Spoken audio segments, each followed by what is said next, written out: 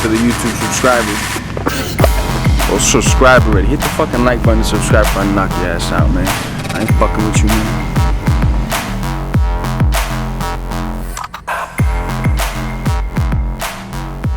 UFC 277 live from Dallas, Texas. Yeah, we are back in Texas. I feel like we just were in Austin, right? Not too long ago. Prelims on ABC. They're back on ABC once again, and the main card on pay-per-view. Not the greatest pay-per-view card overall. However, we do have some big fights, important fights in divisions. I'll be going over the main card like usual, breakdowns of the fights, free picks, leans, and what to avoid from a betting standpoint.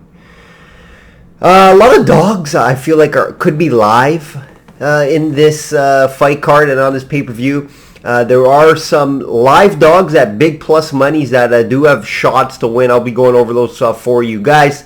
If you want this full betting card, you want this full personal play card, head over to my website, systemsportscapping.com, to get my personal plays on this card and all sports. All sports. I'm currently just handicapping. Well, there's not too many sports going on, but I'm only handicapping right now the UFC, PGA, and MLB, low volume in the MLB. But hey, everything's going to start up very soon again, and that's why we're going to get super busy with NFL. Obviously, you guys know my NFL handicapping, and also NBA and NHL in, October? I think that all starts. So yeah, September, October, busy. Check out the website, guys. You can see my updated records, comments from clients over the years, free picks along with my resume as well. And on Instagram, give me a follow on Instagram and Twitter, guys. I'm more active probably on Instagram. System capping over there. You can see all the free picks as well, client comments over the years. Everything is over there. Winning tickets as well. Like, comment, and share. It helps me out a ton. Helps you out in the algorithm. Still trying to figure this out. It's just, it just has to be helping with the likes and comments that definitely drives up the traffic. UFC London Recap. Let's do a UFC London Recap. And back-to-back weeks, the main event has an injury, right? Tough to see that. Tough to see that for the UFC and fans in general. It wasn't the greatest card. The fights really didn't live up to its expectations, especially the prelims. Prelims were terrible. Some good news in the main event. Obviously, for clients, I did have a best bet winner. We don't have a lot of best bets, guys. But I really did like Paddy Pimblett. I really liked the fight not to go the distance. The main event not to go the distance. Obviously, you could say we got lucky due to the injury, but that fight wasn't going 5 rounds, guys. You can just see it. Both guys were throwing bombs early. I would have been surprised if that went 2 rounds. So definitely on the right side there. We were on the wrong side of some outcomes, though, to ruin the best bets. For free plays, we were pretty much right on everything. I did lean Aspinall, didn't bet Aspinall, but did lean Aspinall. But we were pretty much right on all the sides for the free play video viewers. Just a couple outcomes were wrong. I was on the outcome of Ozdemir by finish. That fight was just a joke. Craig Smith laid on the ground for 3 rounds. Very, very surprising how that fight went. And also Molly McCann by decision. I had McCann by decision. I didn't think back-to-back finishes would happen. What's her name? I'm forgetting who she fought.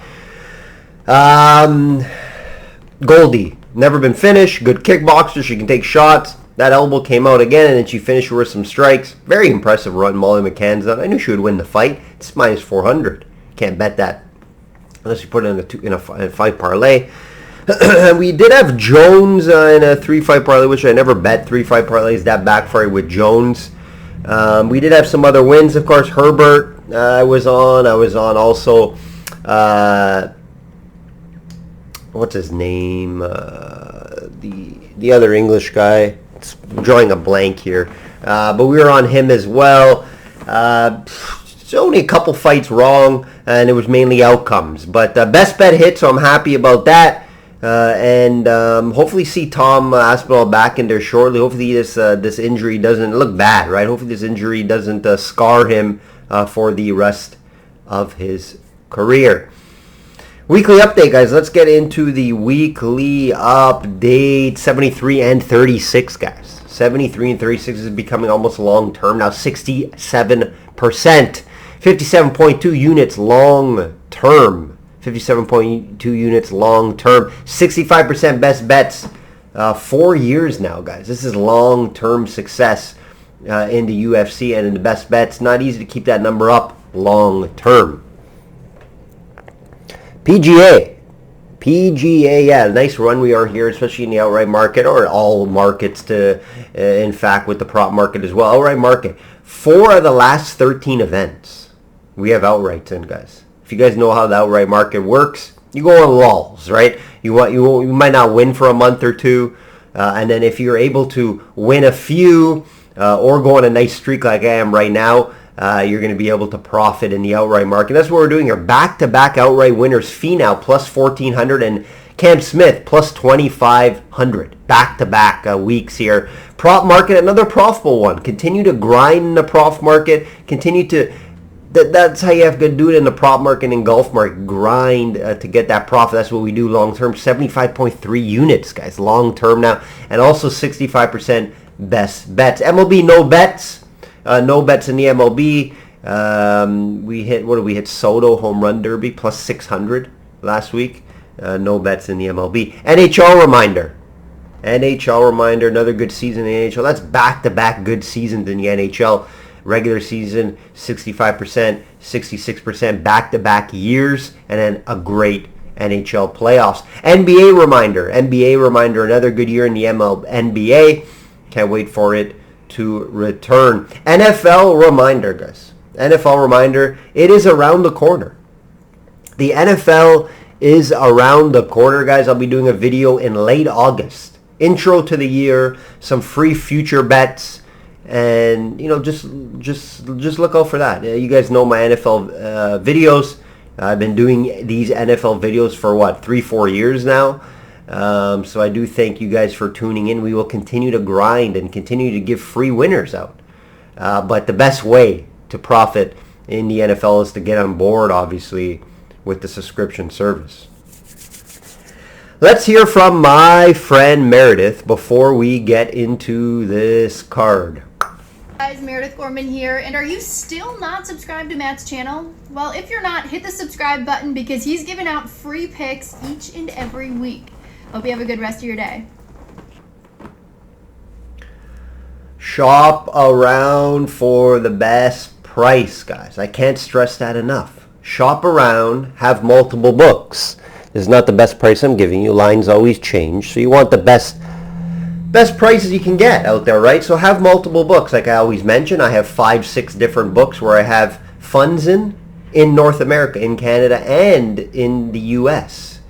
Some books that you can't have in the U.S., so I use in Canada, etc. Try to do that. Try to have multiple books in different areas. Nunes, it's the main event. It's happening again. It's the rematch. Minus 280 versus Pena plus 230. We all knew this would happen, the rematch. Maybe not this fast, but after Pena upset Amanda, you knew this was going to happen again unless Amanda retired, but she did not.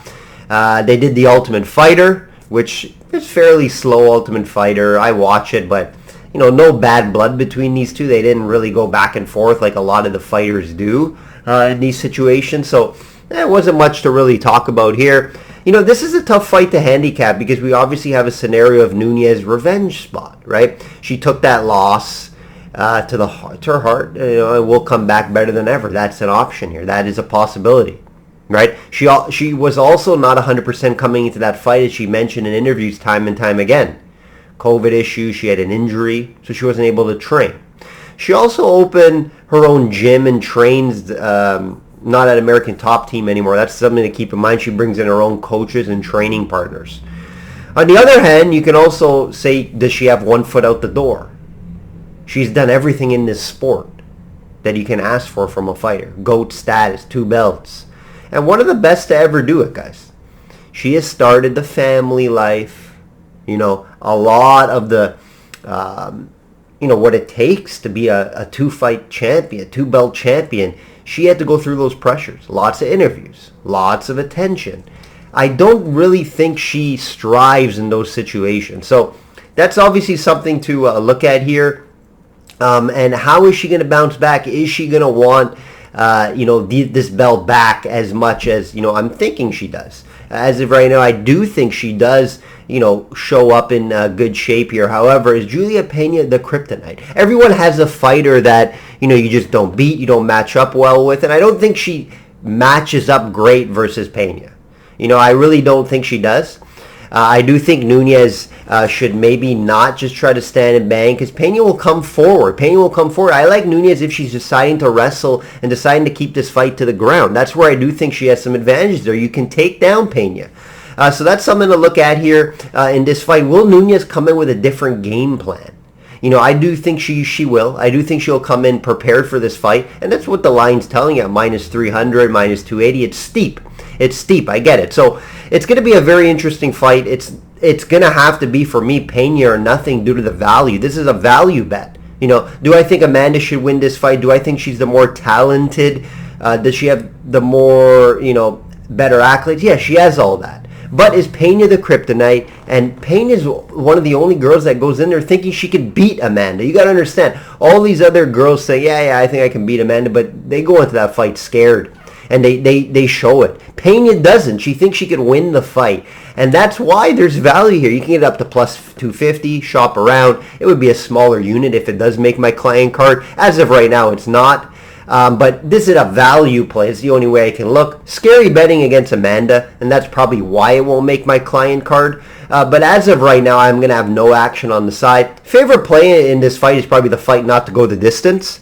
That's something I would take a look at here. But it's a tough fight to call because you're banking on will Amanda show up and how much did she take to heart of losing that title to Pena? And is Pena the kryptonite? Is Pena the girl that gives Amanda fits and unable to beat? It's very possible, right? So I don't suggest to bet this from a side standpoint. And if you do bet it from a side standpoint, it's going to be a sports betting look at a sports betting angle, and it's value, and value is with Pena plus 250, plus 230. Shop around for that. If you do like her, smaller unit I suggest. Moreno minus 210 versus Kaya France plus 175.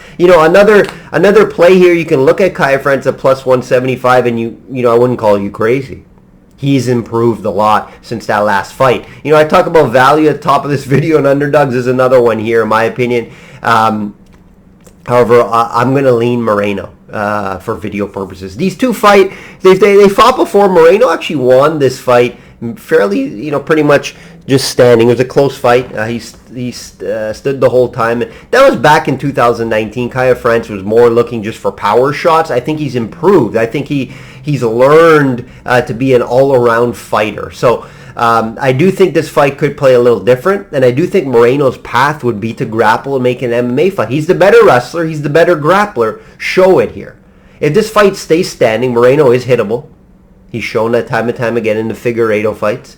So Kaya France could catch him, and if it does stay standing, it's going to be another razor-thin close fight, and anyone can win at that point. I think if Moreno tries to wrestle and grapple, I do think that's going to be his path. And moving training camps, this may help him here. It may be a game plan for him from Krause. So I do think Moreno should mix it up. And if he does mix it up, I do think he wins this fight. If it stays standing for 5 rounds, flip a coin, guys. And then that's where I see value at Kaya France at plus 175 due to that. So it's going to be game plan here. It's a game plan bet. Do you know if Moreno is going to come out and grapple and wrestle? You don't. You don't, right? So that's why I can never have a heavy unit on this. I'm going to lean Moreno, though. He's been in the bigger fights. He's shown he can beat Kaya France. And I do think maybe that change of scenery is a good thing for him. So we're going to lean Moreno. It could make a 2-fight parlay for me. Outcome's very tough here. I do think this could go 5 rounds. I definitely do.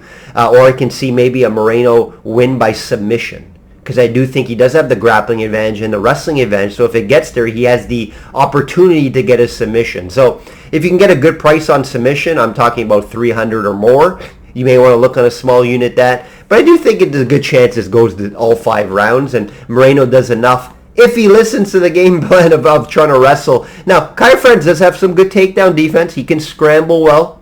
Keep that in mind. So there could be struggles for Moreno to get this to the ground. It's not if the game plan is Moreno just trying to get this to the ground and trying to wrestle and grapple that he's going to be able to bring him down easily. No, that's not the theory here. The theory is if he mixes it up, right? Strike, and then attack. Get it down, steal around, maybe try to find a submission as well. I do think that's the better game plan for Moreno, and that's where I think he can expose Kara-France instead of just standing and banging with him. So, pick for the video purpose is going to be Moreno. It could make my 2-fight parlay this weekend. However, there's going to be some doubt that Kara-France could pull this off. He's looked great. As of late. He's done a lot of it. He hasn't made a lot of improvements. Very confident guy as well. Keep that in mind. Keep that in mind before you go heavy on Moreno. That's all I'm saying. Oh, 2 heavyweights, and I'll be very surprised if this fight goes deep, guys. Lewis plus 105 versus Pavlov minus 125. Someone's going to sleep in this one, in my opinion.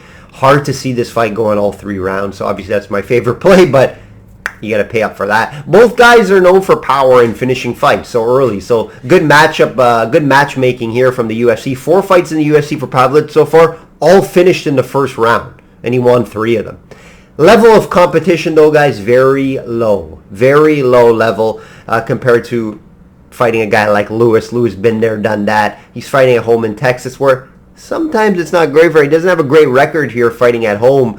Crowd will be on his side, of course, but this Russian fighter, I like what I see from him. I like that reach. Look at the graphic here. Look at that reach difference, and look at the volume difference, right?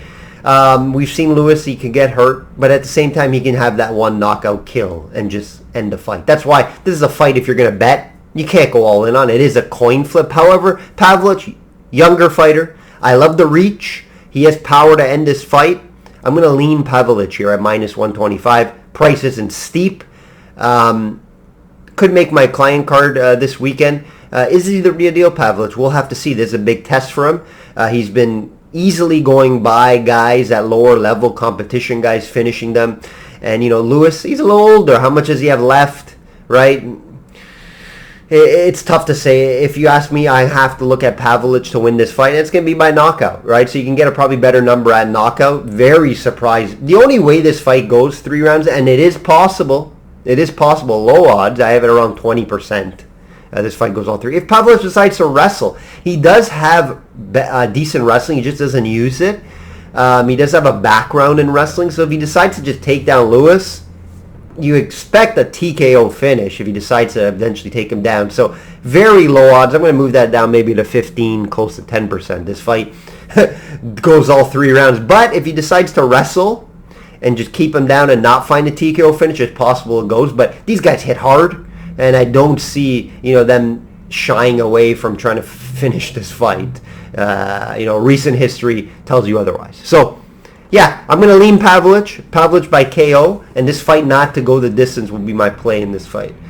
Pantoja minus 180 versus Perez plus 155. Perez back after 2-year-long layoff, you guys, against Figueiredo, where he lost by submission in round 1. I like Perez.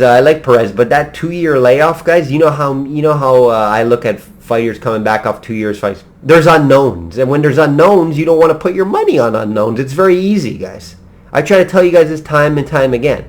How is Perez going to come back off a 2-year layoff? Some say, yes, he's been training in the dungeon like Ortega did that time after coming back off a loss, and he's improving. But there also is reasons why he had this 2-year layoff. He had a handful of fights that got canceled, guys. He missed weight on one of the fights. He had COVID issues on one of the fights. He had about 5 or 6 fights that got canceled during this 2-year, and all mainly on his side. Keep that in mind, guys. Injuries, COVID issues, missing weight. Right? Pantoja continues to win big fights. He continues to call for the belt. He continues to say he wants a title shot. If I have to bet this fight, which you don't, I'm going to look at Pantoja to win this fight. Very tough to call an outcome here, but Pantoja should win this fight. due to he's being more active, more confident. Perez and those concerns of missing weight and the injuries, etc. I'm going to have to look at Pantoja. Is going to make my betting card? Probably not. But if I had to bet this fight, it'd be Pantoja. Outcome's very tough here, lean decision, but Pantoja can finish fights with his submission game. He does have some good striking. So I don't think Perez is going to get knocked out, because I do think Perez is the better guy on the feet. Do think he has the better boxing. But Pantoja probably lean the better grappler and does have some more submissions under his belt. So I would maybe look for this fight either Pantoja by submission or Pantoja by decision. But does this make my betting card? No, because the unknowns with Perez. What has he been up to? And why are all these fights getting canceled? Tough call here. Fun fight to open up the main card, guys, and it's steep. It's steep. I'm high on Ankalaev, but the last few fights haven't impressed me too much. And this line is not warranted for his recent performances. Ankalaev minus 550 versus Anthony Smith plus 400. This line's off big time. I think it should be more Ankalaev minus 250, 300. In my opinion, all week I've heard from Anthony Smith, this guy's not that good. I find a path. He's an analyst, so he does see that way. I don't think he is the boogeyman. I agree. I don't think he's a boogeyman from what he brings. He's not going to go in there and, finish you. He's not a guy, oh my God, I'm going to get finished. I do think he's just very well-rounded, and he doesn't put himself in dangerous situations. So that's why he wins fights. He doesn't finish a lot of fights. Last 3 fights have all been decisions, guys. All been decisions. And we've seen against Santos, he got rocked one time, and he decided to stand and bang. So he does have some questions with, his game plan sometimes, because he is the better wrestler in most of these fights. But he decides to stand. He's not. I'm not saying he's a Russian wrestler, Dagestan style wrestler, Khabib style, but he has wrestling advantages here. Smith can be taken down. We've seen it time and time again. And he has, against Santos, he had a huge wrestling advantage. He just didn't go for it. He decided to stand. But he's winning fights, so how much can you argue with that? How much can you argue that he's not a good striker? He's very well-rounded, guys. I just think he has wrestling advantages every time, and he doesn't go out and use it. Will he use it here? We will see. Smith, a little dangerous off his back, yes. He does have a submission game, right? We know that. And he does have a very nice jab. So this fight stays standing. Smith could use that jab well here. I do think Ankalaev needs to get this fight to the ground, and if he does, he wins this fight, right? But Smith could be a live dog, and there is crazy value at plus 400. We've seen Smith in the biggest fights. We've seen Smith regain some confidence as of late, and he's winning big fights, right? He has finishes in all these fights too. I wouldn't call you crazy if you put some money on Anthony Smith at plus 400 due to the value. I wouldn't call you crazy. It's just I'm high on Ankalaev. I think Ankalaev is going to get a title shot one day, so he's going to have to get through Smith. I hate this price. I will not bet this price. Small unit on Smith, I wouldn't call you crazy. I wouldn't call you crazy. But due to my recent high-level talk of Ankalaev and my outlook on Ankalaev in his career, I'm going to take him to win this fight, but I cannot bet it at this price. So guys that bet Smith on value purposes at plus 400 small unit, I wouldn't call you crazy. Is it going to make my betting card? Probably not.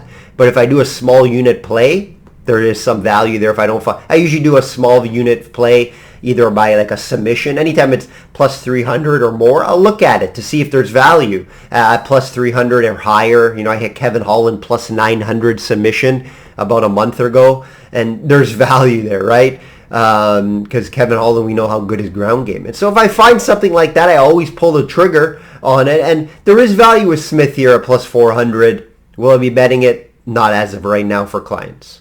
That will do it, guys. That will do it for this week's card, UFC 277 in Texas. Hopefully you guys enjoyed the video and you got something out of it. Always free play winners given out each week. If you want my personal plays, head over to the website, sizzlesportscapping.com. Become a client today. That will do it. Like I always say, guys, bet smart and know your limits. Take care.